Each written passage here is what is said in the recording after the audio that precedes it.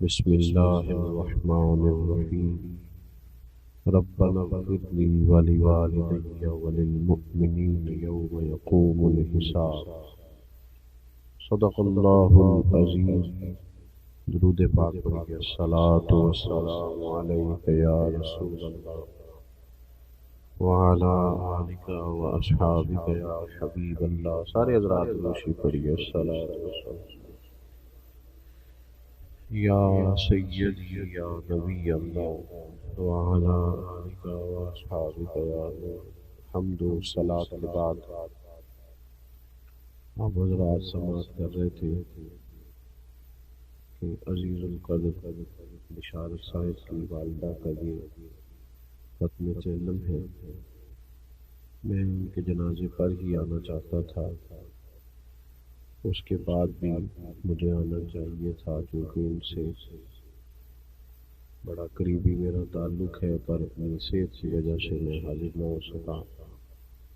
بہت دیر ہو گئی، یہ بھی تعزیت کے لیے ہی آنا تھا تو یہ کچھ اہتمام ساتھ ہو گیا۔ اللہ تعالیٰ مرحومہ کی بخشش فرمائے، ہم سب کے والدین پر اور ہم سب پر اللہ تعالیٰ رحمت کی نظر فرمائے۔ کسی کے لیے جب بندہ دعا کرتا ہے تو نام لیتا ہے کہ اللہ فلاں بن فلاں کی بخشش کرتا ہے، لیکن جب بندہ والدین کے لیے دعا کرتا ہے تو پھر نام نہیں لیتا، بلکہ قرآن پاک نے دعا یہ سکھائی ہے، والدین اگر چلے بھی گئے ہوں، قبروں میں بھی ہوں، تو پھر بھی دعا یہی ہے کہ ربنا اغفر لی ولوالدی، اے اللہ مجھے بھی بخش دے اور میرے ماں باپ کی بھی مغفرت فرما دے۔ یہ رشتے ٹوٹا نہیں کرتے، موت ان رشتوں کو توڑتی نہیں۔ جس طرح ماں باپ کے ساتھ زندگی میں رشتہ موجود تھا، اسی طرح ان کے انتقال کے بعد بھی ان سے رشتہ بندے کا موجود رہتا ہے۔ اعلیٰ حضرت فاضل بریلوی رحمۃ اللہ علیہ نے 12 حقوق کم و بیش ایسے بیان کیے ہیں جو ماں باپ کے انتقال کے بعد بھی اولاد کے ذمہ رہتے ہیں۔ ہم بہت ساری روایتی چیزوں کے قائل ہیں، اور میں یہ سمجھتا ہوں کہ بہت سارے لوگ ایسے ہیں جو بڑا کچھ جاننے کے باوجود، سمجھنے کے باوجود، شعور رکھنے کے باوجود اپنے شعور کے مطابق فیصلہ نہیں کرتے، بلکہ زمانے کے رواج کے مطابق فیصلہ کرتے ہیں۔ فہم و فراست کی، عقل و دانش کی ساری ان کی آنکھیں کھل جاتی ہیں، پر پھر بھی وہ دیکھتے ہیں کہ سوسائٹی کدھر جا رہی ہے، معاشرہ کیا کہتا ہے، لوگ اس معاملے میں کیا کرتے ہیں، لہٰذا مجھے بھی وہی کرنا ہے۔ یہ رشتہ بھی موجود ہے اور اس رشتے کے حقوق بھی موجود ہیں۔ کرنے کا کام یہ ہے کہ اپنے ارد گرد کے ماحول کے مطابق نہیں، اللہ اور اس کے رسول کے بتائے ہوئے طریقے کے مطابق ہم والدین کے بعد ان کے لیے طریقہ کار اختیار کریں۔ اصال ثواب ایک مسلمہ چیز ہے۔ اب ہمارے ہاں اصال ثواب کے لیے بہت لمبا چوڑا اہتمام ہوتا ہے، تو وہ اصال ثواب کی بجائے بہت ساری جگہوں پہ دعوت بن جاتی ہے، اور اب تو گھروں میں جگہ کی دقت کی وجہ سے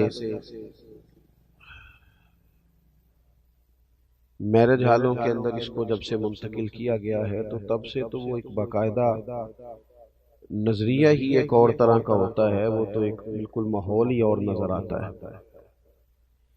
اصال ثواب کا مطلب یہ ہے کہ آپ کوئی بھی خیر کا کام کریں جس پر ثواب کی امید کامل ہو اللہ کی بارگاہ سے، پھر وہ ثواب آپ اپنے والدین کے لیے یا کسی بھی جانے والے کے لیے وقف کر دیں، اس کو آپ احسال کر دیں۔ اور نبی پاک علیہ الصلوۃ والسلام کی خوبصورت تعلیمات میں اس کے ہمیں طریقے ملتے ہیں۔ حضرت سعد رضی اللہ تعالیٰ عنہ نے عرض کیا یا رسول اللہ صلی اللہ تعالیٰ علیہ وسلم، میری والدہ کا انتقال ہو گیا ہے، وہ ایک غلام آزاد کرنا چاہتی تھی۔ یا آپ نے کبھی پرندوں کو آزاد ہوتے دیکھا ہے؟ کچھ لوگ پرانے زمانے میں پرندے آزاد کراتے تھے پیسے دے کے۔ کسی نے اگر پرندے پکڑ لیے تو وہ اپنے شوق سے، کہ ان کو، اقبال نے پرندے کی فریاد بھی لکھی ہے نا، آتا ہے یاد مجھ کو گزرا ہوا زمانہ، وہ باغ کی بہاریں، وہ سب کا چہچہانا، پرندہ کہتا ہے۔ اب اس قید کا الہی دکھڑا کسے سناؤں، یہ ڈر ہے کہ فقط میں اس غم سے مر نہ جاؤں۔ قید ظاہر ہے مشکل کام ہے، پرندے لوگ آزاد کراتے تھے، بلکہ بعض لوگ یہ کہتے تھے کہ اگر کوئی قیدی ہو گیا ہے ناجائز مقدمے میں تو پرندے آزاد کرو، اس کی برکت سے اس پر فضل ہوگا۔ بہرحال پرندہ بھی جب آزاد ہوتا ہے تو وہ محسوس کرتا ہے کہ میرے پر کھل گئے ہیں، میں اب دنیا میں لوٹ آیا ہوں۔ غلام قیدی ہوتا ہے، اور ایک روایت میں یہ بھی فرمایا کہ مقروض بھی قیدی ہوتا ہے، جس پر قرض ہوتا ہے وہ قیدی ہوتا ہے،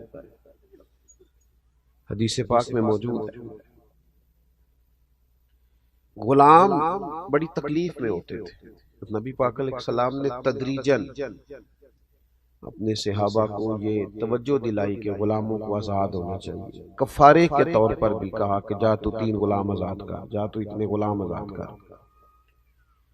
تو حضرت سعد نے عرض کی کہ والدہ انتقال کر گئی، یہ کو ذرا کم ہو جائے، والدہ چلی گئی ہیں، وہ ایک غلام آزاد کرنا چاہتی تھی، ایک شخص کو آزادی دینا چاہتی تھی، اپنے پیسے، یعنی خریدا جاتا تھا غلام کو، تو وہ جس نے خریدا ہے اس کو پیسے دے کے اس کو آزاد کرنا چاہتی تھی۔ تو یا رسول اللہ صلی اللہ علیہ وسلم، اگر میں اپنی اماں کی طرف سے وہ غلام آزاد کر دوں تو میری ماں کو اس کا اجر ہوگا؟ تو نبی پاک علیہ السلام نے فرمایا تو غلام آزاد کر، اللہ تیری ماں کو اس کا اجر عطا کرے گا۔ تو میں کہتا ہوں کہ اماں کے صالح ثواب کے لیے، ابا جی کے صالح ثواب کے لیے 10 دیگیں بھی پکائے، جس کا دل کرتا ہے ضرور پکائے، لیکن چلو اگر کسی غریب نے اس کے پیسے دینے ہیں تو پیسے معاف کر دے، اس کا بھی ثواب ہوگا اماں۔ اگر وہ کبھی رستہ کشادہ کر دے گا نا، لوگ آسانی سے گزر جائیں، تو اس کا بھی ثواب ہے۔ اگر وہ کسی جگہ قبرستان کے لیے جگہ لے کے دے دے گا تو اس کا بھی ثواب ہے۔ کوئی بھی ایسا کام جس سے کسی کو فائدہ ہو جائے، اب بار بار صرف لنگر پر ہی سارا زور دینا، چلیں اگر وہ غرباء کے لیے کریں تو بڑا اچھا ہے، لیکن یہاں تو باقاعدہ دعوتیں ہوتی ہیں، لوگ رات کو بیٹھ کے، اور بعض لوگ ایسی بات کرتے ہیں کہ جس کے اندر تو تکلف ہے، تو ٹھیک ہی نہیں۔ یعنی سارے بھائی رات کو بیٹھ کے اگر یہ بات کہیں کہ اگر ہم نے اچھا ختم نہ دلایا تو خاندان باتیں کرے گا، تو اس کا ثواب ہوگا؟ یہ تو اللہ کی رضا کے لیے نہیں ہے، تو خاندان کو دکھانے کے لیے۔ تو بہترین طریقہ اختیار کیا جائے ایصال ثواب کا، بہترین، جس چیز کی حاجت ہو، جس چیز کی ضرورت ہو۔ ہمارے ہاں جناب وہی ساری دعوتیں، وہی سارے مرحلے، وہی میں نے کہا شروع میں کہ ہمارے شعور کی آنکھیں کھل جاتی ہیں، پر فیصلہ ہم برادری کے اصول پر کرتے ہیں، پتہ ہمیں ہوتا ہے پر چلتے قبیلے کے طریقے کے مطابق، اس سے باہر نکلیں۔ حضرت ابوبکر صدیق رضی اللہ تعالیٰ عنہ کی زندگی کے بارے میں نا میں ایک بات اپنے دوستوں سے کہا کرتا ہوں، میں کہتا ہوں کہ عرب کے بہت سارے لوگوں کے شعور کی آنکھیں کھل گئی تھیں۔ ابو جہل بھی کہتا تھا سچے رسول ہیں، کہتا تھا کہ نہیں کہتا تھا؟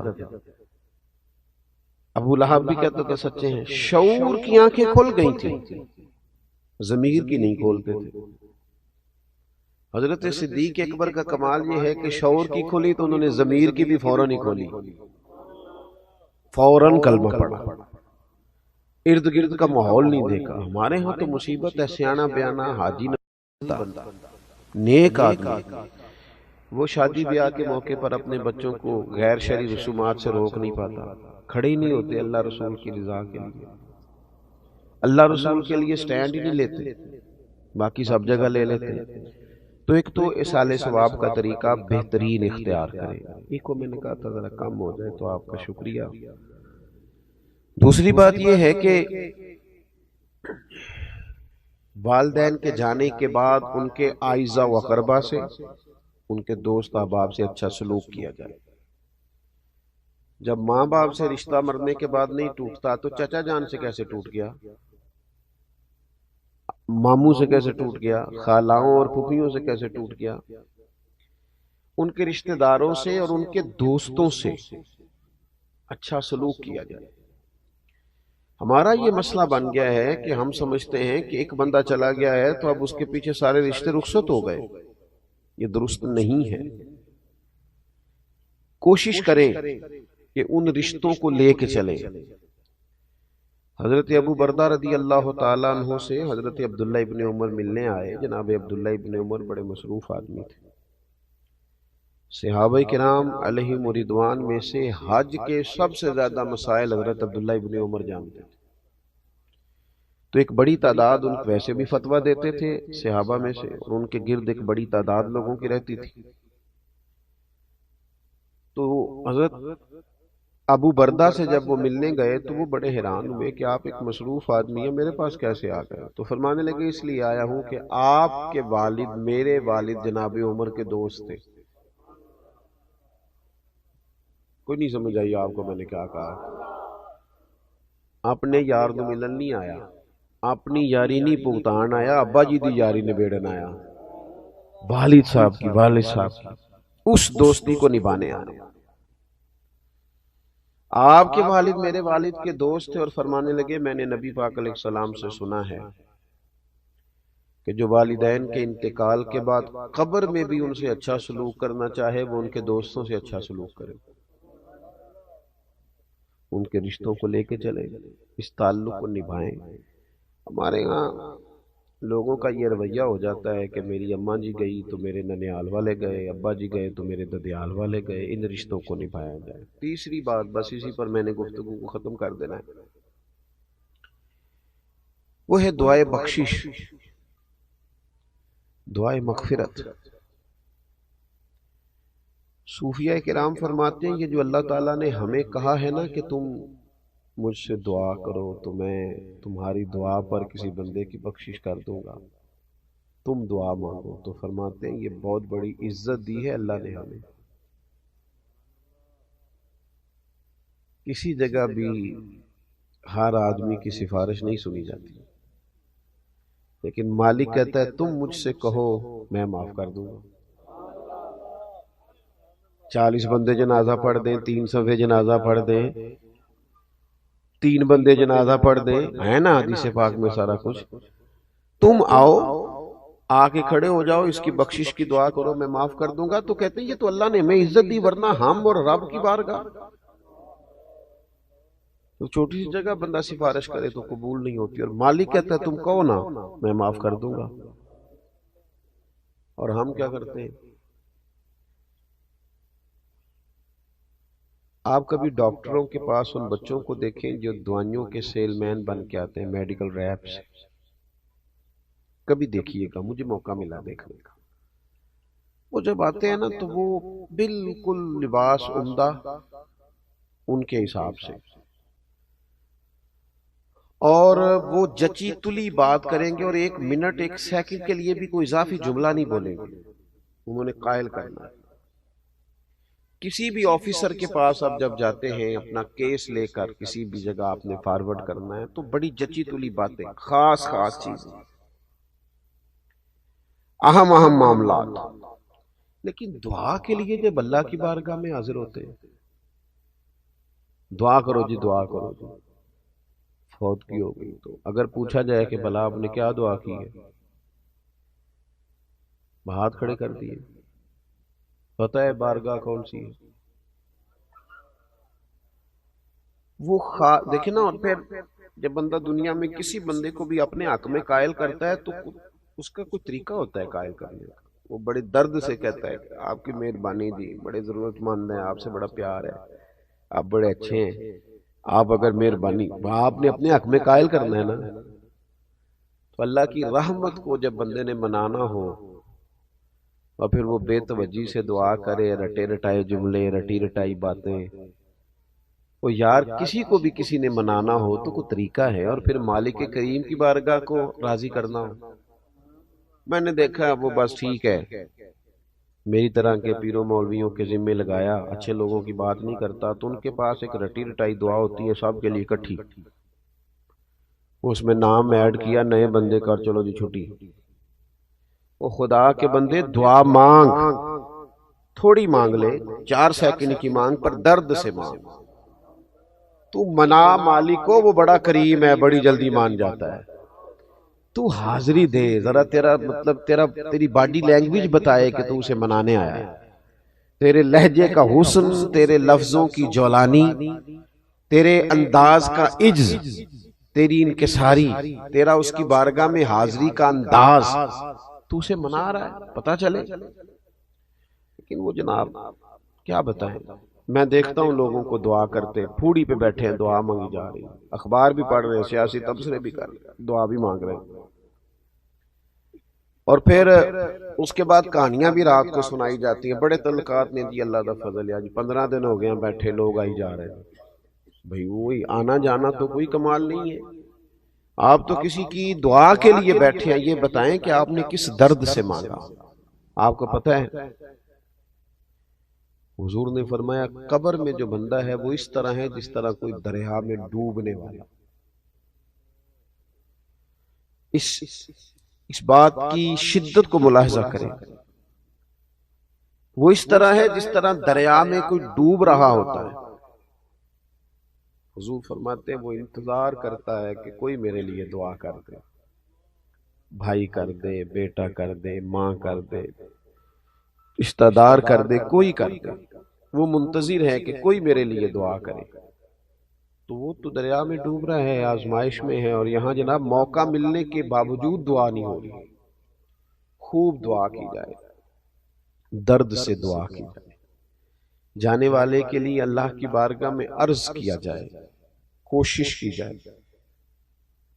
اللہ بڑا مہربان ہے، جب بندے دعا کرتے ہیں تو وہ رحمت فرماتا ہے، اور دعا کی جائے تو وہ ایک بزرگ تھے تو وہ کہا کرتے تھے مجھے دعا مانگنے کا طریقہ میری بیوی نے سکھایا۔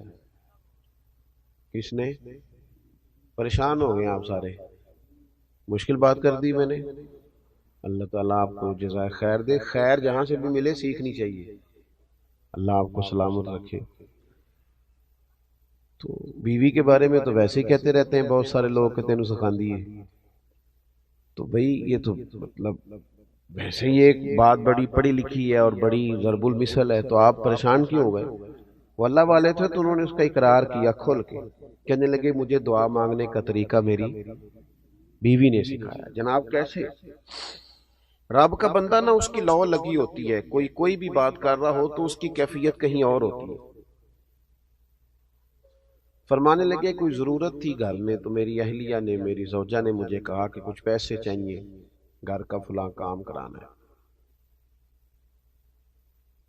میں نے اسے کہا کہ ابھی میرے پاس نہیں ہے، کچھ دنوں میں پیسے آنے ہیں، آ جاتے ہیں تو تمہیں دے دیتا ہوں۔ 2-4 دنوں کے بعد خاتون خانہ نے پھر کہا کہ وہ آپ سے گزارش کی تھی، کچھ پیسے چاہیے تھے، گھر کا فلاں فلاں کام، تو میں نے کہا بھی نہیں ہے میرے پاس۔ اب کہ اس نے وقفہ کم کر دیا اور اگلے ہی دن پھر پوچھ لیا کہ جناب وہ گزارش کی تھی پیسے، خواتین بار بار یاد بھی کراتی ہیں۔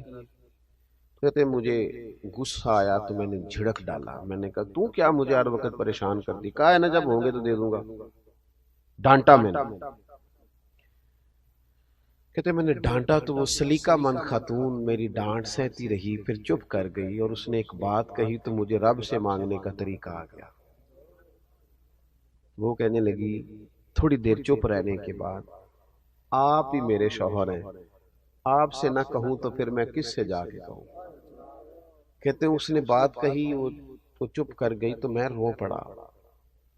مجھے کہنے لگی کیا ہوا؟ میں نے کہا مجھے بھی سمجھ آ گئی ہے، جب میں کہوں گا نا تو ہی میرا رب ہے، تو میں نہ تجھ سے نہ کہوں تو مجھے بتا میں کس سے کہوں، میں کمزور پڑ گیا ہوں، کچھ چیزیں مجھ سے نہیں ڈیل ہو رہی، کچھ معاملات میں مالک میں چاہتے ہوئے بھی کامیاب نہیں ہو پا رہا، نیک نیتی بھی ہے، ارادوں کا وضو بھی ہے، اللہ میں تجھ سے نہ کہوں تو پھر میں کس سے کہوں، اجیب دعوت الداعی اذا دعان، وہ تو فرماتا ہے تو جب بھی دعا کرے گا میں تیری دعا قبول کر لوں گا۔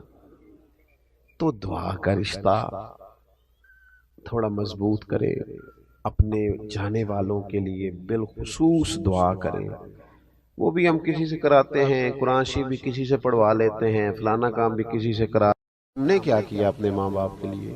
ہم نے کیا کیا؟ وہ اتنے سپارے فلانا دے دے، اتنے دے لیں، ٹھیک ہے، درست ہے، ناجائز نہیں، پر یہ کہ میں نے کیا کیا اپنے ماں باپ کے لیے؟ تو سارا کوئی دوسروں نے پڑھ کے دیا۔ وہ جو ساری زندگی انہوں نے میرے نام کر دی، جوانی میں بھی کپڑے سادے پہنے، اور جنہوں نے تھوڑا کھانا کھایا اور اولاد کو پالا تو ہم نے کیا دیا ان کو؟ تو اگر دعا بھی مضبوط نہیں ہو سکتی تو پھر پیچھے بچا کیا؟ تو یہ تین باتیں میں نے آپ کی خدمت میں عرض کی ہیں، امید ہے کہ آپ اس پر توجہ فرمائیں گے۔ ایک تو یہ کہ سال ثواب کا اچھا اور عمدہ طریقہ اختیار کریں، اچھا اور عمدہ۔ چند دن پہلے میرے پاس ایک صاحب آئے تھے، انہوں نے کہا 5 بھائی ہیں، میں جانتا تھا تو وہ باہر سے آئے تھے اپنے والد کے انتقال پر، تو جب میں نے ان کا انداز دیکھا تو میں نے ان سے کہا کہ کہنے لگے میں کچھ کرنا چاہتا ہوں سال ثواب۔ تو میں نے کہا آپ کے تو 2 بھائی بڑے کمزور ہیں، بہت غریب ہیں، زیادہ ہی سگے بھائی۔ کہنے لگے ایسے ہی ہے۔ میں نے کہا آپ نا ان کے ساتھ ہی نیکی کر دیں، اللہ بھی خوش ہو جائے گا، ماں باپ بھی خوش ہو جائیں گے۔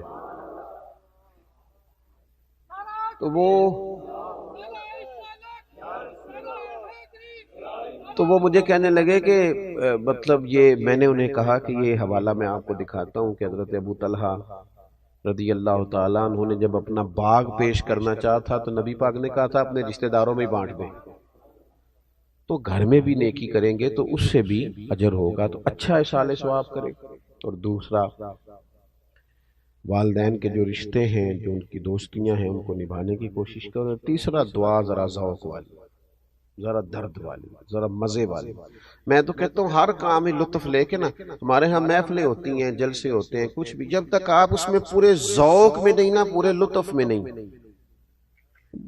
وہ بھی نا، دین کی چیزیں بھی بعض اوقات دنیا محسوس ہوتی، وہ جب تک آپ پر طاری ہوگی تو آپ کو مزہ دے گی، روحانی طور پر مضبوطی آئے گی۔ اللہ کی بارگاہ میں دعا ہے اللہ مرحومہ کی بخشش فرمائے، ہمارے حال پہ رحم فرمائے۔ قاری فیاض صاحب ختم۔ الحمدللہ رب العالمین والصلاة والسلام علی سید الانبیاء والمرسلین۔ ربنا آتنا فی الدنیا حسنۃ وفی الآخرۃ حسنۃ وقنا عذاب النار۔ مالک کریم، جو کلمات خیر اصال ثواب کی نیت سے پڑھے گئے ہیں اپنی بارگاہ رحمت میں قبول فرما۔ اس تمام کا اجر و ثواب نبی اکرم نور مجسم شفیع معظم صلی اللہ تعالی علیہ وسلم کی بارگاہ عالی مرتبت میں ہدیتاً تحفتاً نذرانتاً پیش کرتے ہیں، اپنے فضل و کرم سے قبول فرما۔ حضور سید عالم علیہ السلام کا وسیلہ پاک تمام انبیاء کرام علیہم السلام، صحابہ کرام علیہم رضوان، اہل بیت اطہار علیہم رضوان، تابعین، تبع تابعین، علماء، محدثین، مفسرین، ائمہ مجتہدین، سلاسل طریقت کے تمام بزرگان دین کی بارگاہوں میں پیش ہے، اللہ قبول فرما۔ ہم جتنے یہاں حاضر ہوئے ہیں، ہمارے خیش و اقارب، چھوٹے بڑے بوڑھے، جو لوگ دنیا سے چلے گئے، مالک سب کی بخشش و مغفرت فرما۔ ہمارے بھائی بشارت صاحب کی والدہ مرحومہ تیری بندی تیری بارگاہ میں پہنچ گئی، اللہ ان کے ساتھ رحمت والا سلوک فرما، فضل والا سلوک فرما، درگزر والا فیصلہ فرما۔ اس تمام کا ثواب ان کی روح کو پیش کرتے ہیں، مالک اپنے فضل سے قبول فرما، ان کی آخرت کی منازل کو آسان فرما۔ انسان ہونے کے ناطے جہاں جہاں بھول گئیں، اپنے فضل سے انہیں معاف فرما دے۔ دامیں درمیں قدمیں سخنیں چھوٹی بڑی جتنی نیکی انہوں نے زندگی میں کی ہے، وہ ساری نیکیاں قبول فرما لے، ان کی چھوٹی نیکیاں بڑی کر کے ان کے لیے ذخیرہ آخرت بنا دے۔ اے اللہ ان کی اولاد کو، ان کے پسماندگان کو صبر جمیل بھی عطا فرما، اور زیادہ سے زیادہ احصال ثواب اور دعائے مغفرت کی توفیق بھی عطا فرما۔ مرحومہ جب قبر سے نکلیں تو نامہ اعمال سیدھے ہاتھ میں عطا فرمانا، اپنے نیک اور پاکیزہ بندوں کی جماعت میں انہیں شامل فرمانا، نبی کریم علیہ السلام کی شفاعت انہیں عطا کرنا، حضور علیہ السلام کے جھنڈے کے نیچے جگہ نصیب فرمانا۔ جتنے بھی کلمات خیر اب مزید اصال ثواب بتایا گیا ہے، مالک وہ بھی درجہ بدرجہ پیش کرتے ہیں، قبول فرما لے، مرحومہ کو اس کا بہترین اجر عطا فرما دے۔ اے اللہ صبح قیامت ان کو اپنے عرش کا سایہ نصیب فرما، حضور علیہ السلام کی شفاعت عطا فرما، دوزخ کی گرمیوں سے محفوظ فرما، جنت کی اعلیٰ نعمتوں کا وارث بنا۔ ہم نے جتنی دعائیں ان کے لیے مانگی ہیں وہ ساری ان کے حق میں قبول فرما، جو ہم نہیں مانگ سکے اور ان کے لیے بہتر ہے تو اپنے فضل سے انہیں عطا فرما۔ امت کی خیر فرما، عالم اسلام کی خیر فرما، پاکستان کی خیر فرما، کائنات کے مالک امت کو غیرت ایمانی اور جذبہ جہاد عطا فرما، شوق شہادت نصیب فرما، ہمارے شعور کو دین کی خوبصورتی نصیب فرما۔ اے اللہ وہ زندگی نصیب فرما جس سے تو راضی ہوتا ہے اور تیرے محبوب علیہ الصلوۃ والسلام راضی ہوتے ہیں، دنیا اور آخرت میں ہماری پردہ پوشی فرما، میرے عزیزوں کو، بھائیوں کو، صاحب خانہ کو برکات عطا فرما، دنیا اور آخرت میں سعادت مندیاں نصیب فرما، رحمتوں کے گہرے اور گھنے سائے نصیب فرما۔ اللہم انا نسألک العفو والعافیۃ فی الدین والدنیا والآخرہ۔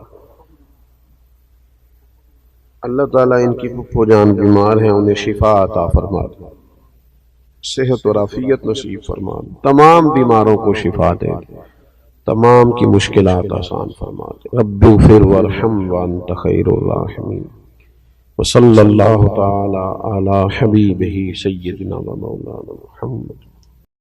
میرے مولا کرم ہو کرم، میرے مولا کرم ہو کرم، میرے مولا کرم ہو کرم، میرے مولا کرم ہو کرم، کہ تجھ سے فریاد کرتے ہیں ہم، میرے مولا کرم ہو کرم، میرے مولا کرم ہو کرم، میرے مولا کرم ہو کرم۔ یہ زمین اور یہ آسمان تیرے قبضے میں ہے، یہ جہاں اس سب پہ تو ہی تو ہے مہربان، ہم تیرے در سے جائیں کہاں، سب کی سنتا ہے تو ہی صدا، تو ہی رکھتا ہے سب کا بھرم، میرے مولا کرم ہو کرم، میرے مولا کرم ہو کرم۔